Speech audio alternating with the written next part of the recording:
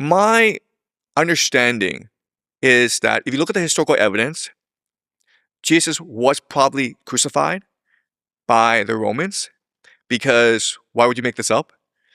And he was probably crucified because he was a threat to the status quo, meaning that he pissed off both the Roman authorities as well as the Jewish authorities.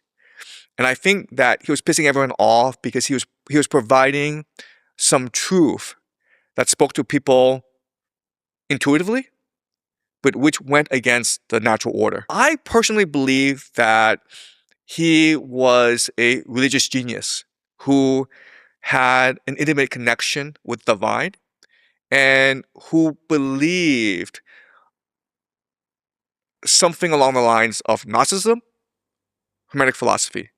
And the evidence for that is the Gospel of Thomas, which is probably the earliest record of his sayings.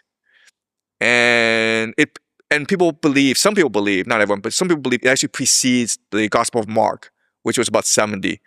And if you just read the Gospel of Thomas, I think it actually aligns pretty closely with what we know to be authentic sayings from the other Gospels, including Mark and Matthew. And if you read the Gospel of Thomas, it's clearly a Gnostic worldview. It's clearly believed that we're all divine sparks, and we're here to experience the world for what it is, to sort of suffer into pain in order to seek enlightenment. But we have to remember our true aspects if we are to truly seek knowledge and enlightenment. Otherwise, we become slaves to the system. Otherwise, we're too focused on material acquisitions. Otherwise, we're too focused on making money. And this was a direct threat to the system because